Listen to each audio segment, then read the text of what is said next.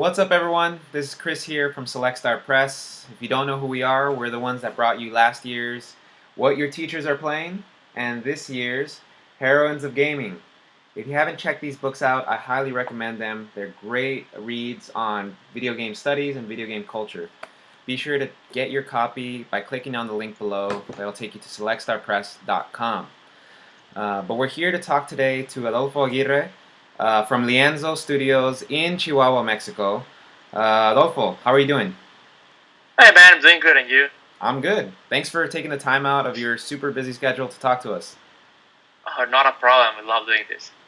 All right, so today we're going to talk a little bit about your path to Lienzo and Mulaka, the video game that you guys just released about, 2 months ago, 3 months ago? Yep. Yeah, can you tell us what platforms that we can find that on? Absolutely. So yeah, Mulaka. First and foremost, Mulaka is like a 3D action adventure game that is based on stories and the mythology of an indigenous culture from northern Mexico. Mm-hmm. And think something like Zelda meets Darksiders meets Banjo-Kazooie kind of thing. It's an action 3D action adventure title with elements from games that we obviously love, and that is available now on the Nintendo Switch, Xbox One, PlayStation 4, and the PC. So everywhere really. Nice. All right, cool.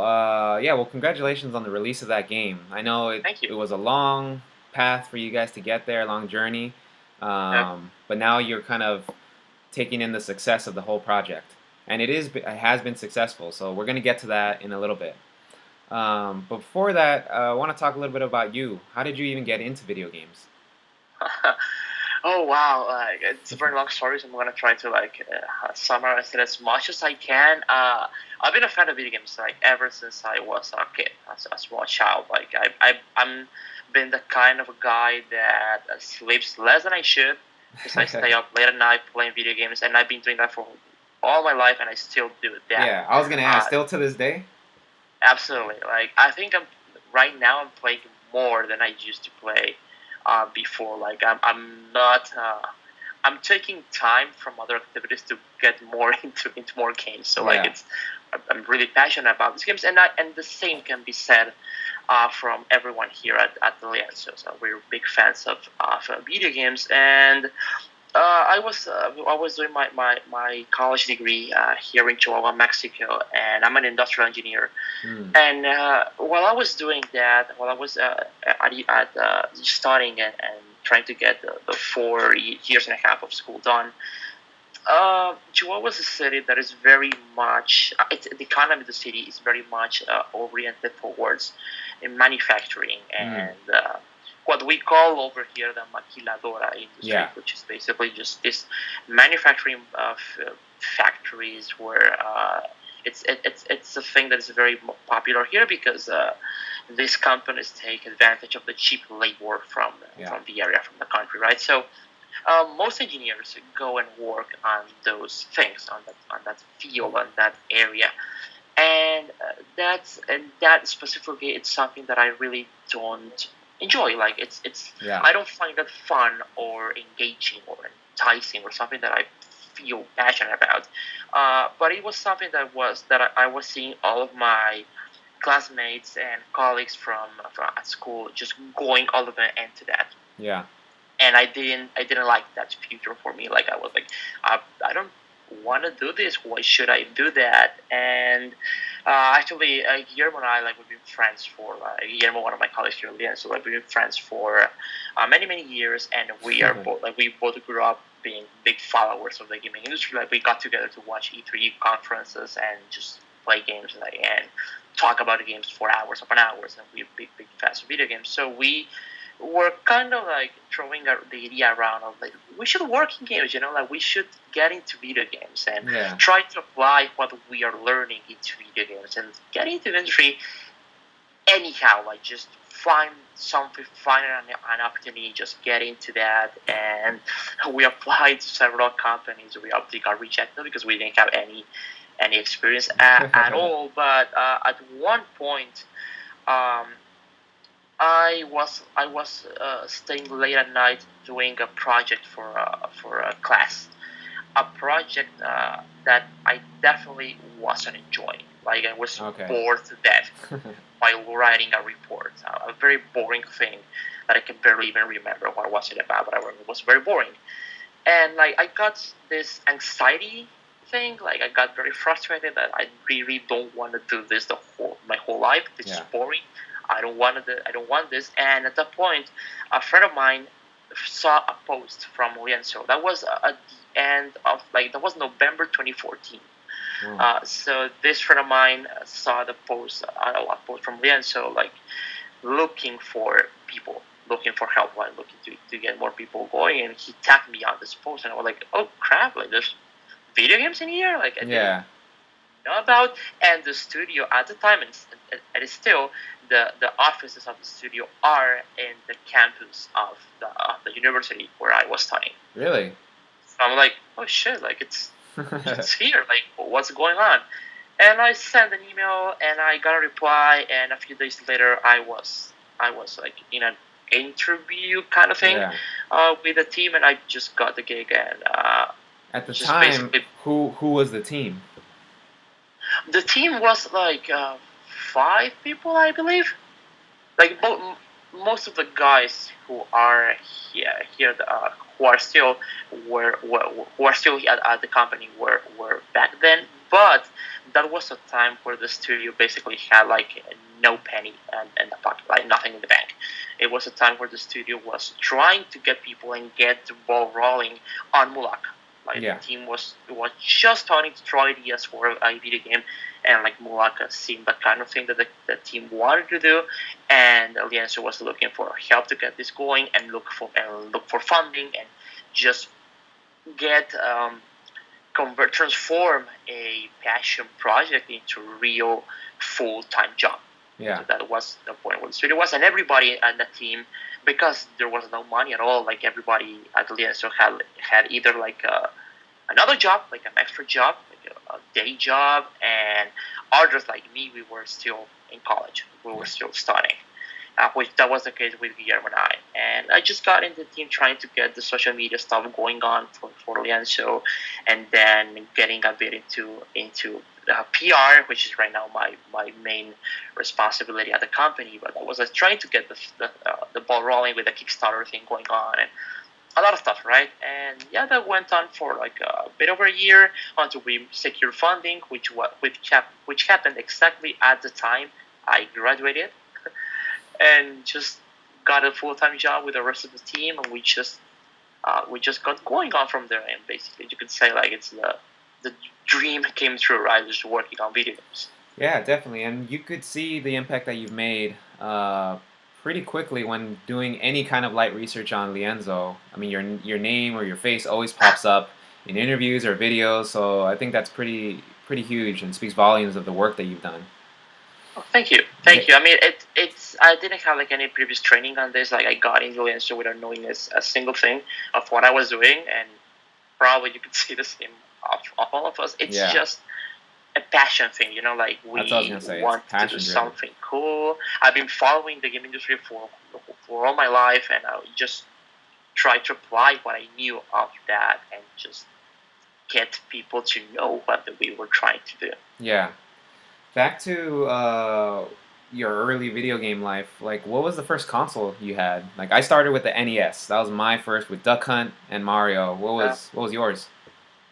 Okay, so I feel like a baby now. I began with don't say Xbox with a Nintendo 64. Oh, okay. So it's okay. Yeah, so I'm 25. Yeah. So I was born in '93, and the 64 was released in '96.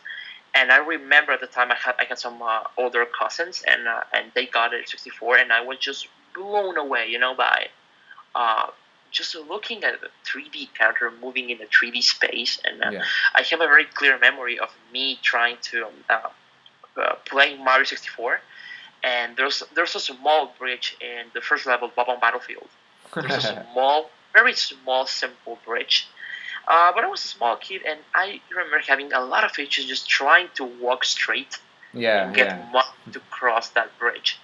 And I remember just falling and doing this rinse and repeat kind of thing, and that stuck with me. And I just became impressed and in awe when looking at the video games and what they were able to achieve back then. And from that moment on, I was just a bother to my parents. We were just asking for a 64, and I finally got mine on Christmas '97. Yeah. And I got Mario 64 and Mario Kart 64, Nice. and ever since, there was no turning back. I think I got our Nintendo 64 in '97 too. It was like '97 or '98. We got it with Ocarina of Time. With Ocarina of Time, that would be '98. Yeah, it was '98, and like Yeah. I remember just watching my brothers play, and like the very first opening minutes of that game were just so huge, you know. Do you have like a favorite? I think from what you said, Mario 64 is your favorite game of all time. Yes. Yeah. I mean, I'm aware, and that it's not the best video game of all time. It's not even the best doesn't Mario matter. game. It's not even the best Mario game. I think that title goes to Mario Odyssey for me. Wow. But it's so meaningful to me, like the video game. You know, like it's the game that basically got me in here, and you could say that it's a game that shaped who I am in many ways. So. Yeah, I think that would be like my favorite video game of all time. I just hold it in a very special spot. Definitely. Do you have a favorite video game moment? You know, not a moment in a game like a cutscene that was awesome, but like just a really great memory that you had while playing video games, right? Like mine, one of them was playing WrestleMania 2000 with my brother and like my neighbor from 10 p.m. to like 6 a.m. And it was just we didn't plan on it being an all-nighter, but we just kept playing the Royal Rumble. And it was just one of those great memories that I have as a kid. Do you have anything like that sticks out to you? I have many video game memories. Like wow, like tons of them. The top ones I think would be actually like getting into Battlefield for the first time. Goes back to Mario. Yeah, like getting into that level and just discovering. I remember that there's like a shortcut and there's like a flower patch, and just standing there, and if you don't move for like a second or two, you get teleported to another spot in the level. Discovering that, I think was like, oh shit, like this is how did I do that? Like how did that happen? I think that's a very big moment. And from my childhood as well, I remember playing Jet Force Gemini with my dad. Yeah, totally. Like I used to play games with my dad because obviously like I was a small kid and I had problems like with understanding a lot of stuff that was going on, and with my abilities as well in many cases. So a lot of the single player games that I play, I would play them with my dad, and we just were passing the controller to each other and trying to get further ahead. And I have a clear memory of us. I forgot the name of the boss fight, but I don't know if you played that game before. Yeah, totally. But there's a boss fight against a big praying mantis enemy, and I think there are three of those. There's three big praying mantises, and that boss fight was hard as hell. Yeah. And I have a clear memory of us sitting down on the carpet on my room and just trying that for hours upon hours with official game guide in front of us, just trying to get some tips and stuff. That stuck with me a lot as well. That's cool. So you obviously grew up playing video games in Mexico. Have you always been in Chihuahua? No. I'm actually the only guy from the team who's not from Chihuahua. I'm from a different part of Mexico, all the way to the East Coast. Mm-hmm. I'm from a place called Tampico, Tamaulipas. But I moved to Chihuahua because due to my dad's job when I was still a kid in elementary school. So, I've been living for most of my life here in Chihuahua, definitely. But okay, so I grew up elsewhere. How would you describe like the video game scene in Mexico? Like I know in the past you guys have talked about how it's so like it's growing and growing, but you guys have this great video on your website on what was it? I actually have it here somewhere. It's games in Mexico, like building a community, right? And can you talk a little bit about like Mexican culture and video games and how what that's like right now? given that we are very close to the U.S., like there's it's a market that in many ways is very similar to the U.S. because a lot of the gaming culture that we have is inherited by American gaming culture. So there's not too much of a difference right there. But it's getting better because back then it was. I remember clearly when I was a child, and even in my teens, there was a lot of there was it was way better to actually go to the U.S. and buy your games in the U.S. because of imports and stuff, and a lot of game releases didn't get in Mexico on time. Like we had to wait Yeah. days or weeks. So that was the thing. It's not anymore right now. Like Mexico is now a big market for Sony, Microsoft, and Nintendo, especially like Xbox. Like I think it's the brand that has the biggest market share in the country. Interesting. But Nintendo is getting a lot of that as well now with the Switch. So it's a lot of people, a lot of gamers in the country. Right now, if you look at statistics, it's a bit more complicated or more skewed because there's mobile, and a lot of statistics that you will look at count mobile as gaming, which I mean they're obviously games, but it's as you obviously know, it's a completely different demographic, right? Yeah. But even then, like what we saw in the U.S. like 5 years ago in terms of social gaming culture is happening now. So we're getting stuff a bit later than you, but because Mexico gaming wise is more of a follower rather than a trend setting. But we are seeing a huge rise in esports. That's the thing that's happening. More and more events around esports are beginning to happen in the country. We're seeing more women getting into video games Totally. as well, both into gaming and developing video games. So stuff that wasn't a norm a few years ago. That's happening, and I'd say a lot of it's a big market, and there's a lot of potential for growth in video games over here. Yeah, that's great. So you mentioned like the trend setting, or Mexico's not as much of a trendsetter, but Lienzo, you guys are trying to be that trendsetter. Am I right? Definitely, we are trying to specifically show people that you can work in video games wherever you are. Like, for us, it's not fair that if you were born on the other side of the border, and if you just want to make video games and work in video games, you can easily just send your resume to a ton of different companies and maybe get a job as an intern or QA or anything and start your career on that. Yeah. And if you're in Mexico, like that's not possible, and we don't like that. Like we think that it's unfair and it's not good for the industry, for the country, or for individuals. That shouldn't be the case.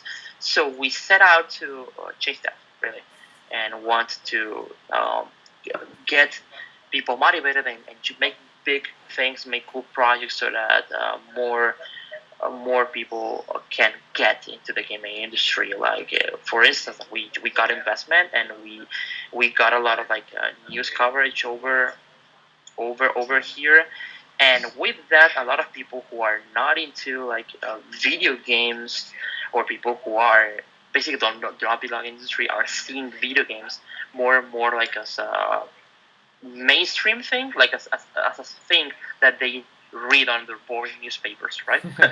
Yeah. So that just places video games on a different spot, culturally speaking, and that I think attracts investment. Like that attracts funding towards this industry, and that in turn will create more jobs, more opportunities for more people, and that's obviously a good thing. Yeah, that's awesome. And man, I can't tell you how much I appreciate that. That's the mentality and approach that you're taking, specifically for a Mexican audience. That's really cool. Do you guys And have? not only Mexican audience, like I mean, obviously we're in Mexico, and that's an important thing. But we want to do this for Latin America, like Argentina, Chile. We've gotten comments from people over there telling us about about being motivated by what we've been doing, and also obviously for people, even people in the U.S. Like the U.S. is a big market for video games and video game developments, but a lot of the market is located in California and maybe a bit in Washington and maybe like Austin, and that's not all of that, but what 90% of the industry is focused on those areas, and I think Americans can also like relate to this. That you can uh, make a big video game and get into this, even if you're like in Alabama or whatever, you know, like in a state that's not known for that, and you can make that, and you can make your city a hub for video game development. And the geographic location doesn't matter at all if you have the guts and if you just want to get into this and are passionate about it. Totally, that makes absolute sense to me. And again, congratulations on what you guys have done. Especially with Mulaka, let's talk about that a little bit. How do you feel about how this game has been received? Oh wow, like what can I tell you, man? Like it's been crazy. Like I bet. We set out to make a game because we love games, and making a game and putting it out there, you obviously have to be very receptive and accept. You have to accept criticism in a good way, because if you're not prepared for that, people can destroy you. Right? That's the thing. So you have to like be kind and at the same time be cold in many ways. But we were impressed, definitely, and I don't mean that as a pat in the back kind of thing, but we were definitely impressed by the reception. I remember very clearly when we had a review embargo thing going on, so we knew at what day and exact time reviews would go up. Yeah. So that was on a Monday at 7 a.m. local time here in Chihuahua. So I remember very clearly, like I woke up like 10 minutes before that and I just grabbed my cell phone and was just waiting for the clock to hit 7 and just refresh. Refresh Metacritic and all of that.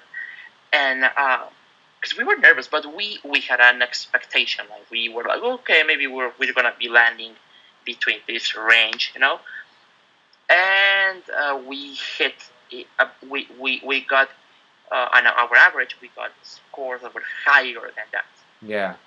So we were like, oh crap! Like, how did this happen? And we just got a constant outpour of support and positive comments, reception, and we just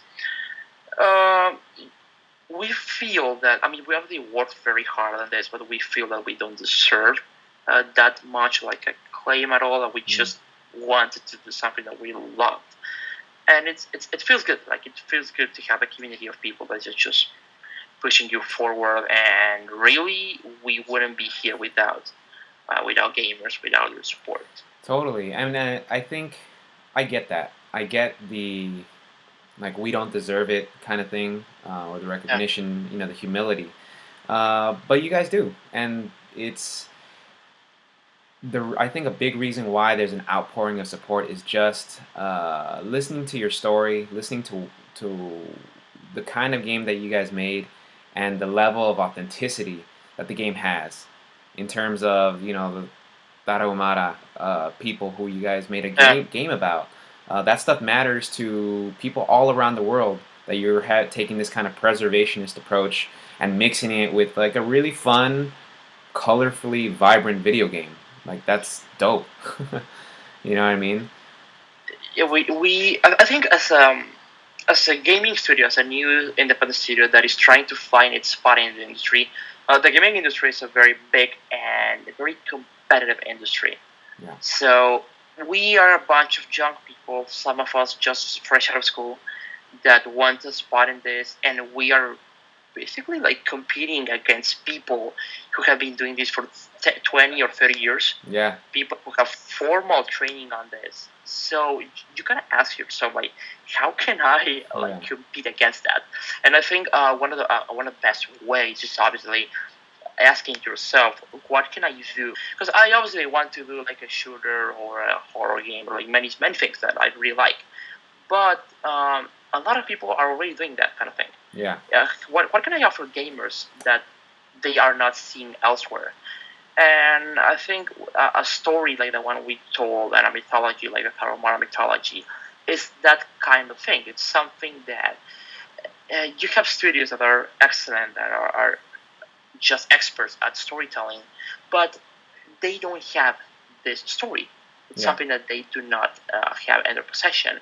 They do not know about it. So we can offer to the industry something that they do not know about, and that makes our product different and unique. So it's a unique product on a shelf full of great ideas and great content. Yeah. Yeah, you're absolutely right. And I think that's, again, a huge reason why you guys have been so successful. Before I let you go, one last question about where you guys are moving post Mulaka. Like, what does the future hold for Team Lienzo? We are a video game development studio. Like we are here because we want to make games, and that will stay through forever, definitely. So the next thing will be another video game. We're definitely sticking to our goal of making great content for the gamer audience. So like that's consoles, PCs, like that kind of market, like a hardcore gamers or so. That if you want to put like a tag on them, that basically for us, Yeah, people totally. like us who really like video games, and we're gonna keep making that kind of video games. And our next project will be something even bigger, even more ambitious than Mulaka. Like we don't took a step to stay in there. We took a step to be able to take another step forward and another forward. We just want to like make grow and make bigger and better things. So yeah, we're just beginning pre-production. We're beginning planning for our next big game, which you'll be hearing about in a while. Yeah. Okay. A long to go, but there's something coming. That's for sure, and that's something that I can confirm. Cool, man. Well, we can't wait. We'll be here. You know where to find us. So to everybody watching, Chris again from Select Star Press. This is Adolfo Aguirre from Lienzo Studios in Chihuahua, Mexico.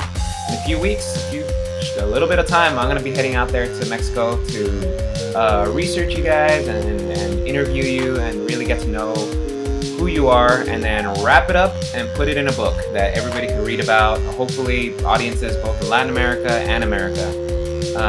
So I'm excited. I'm super excited. Come meet you guys. I'm excited too. That should be a lot of fun. Definitely. All right, Adolfo. Take care, man. All right. Thank you. Thank you very much.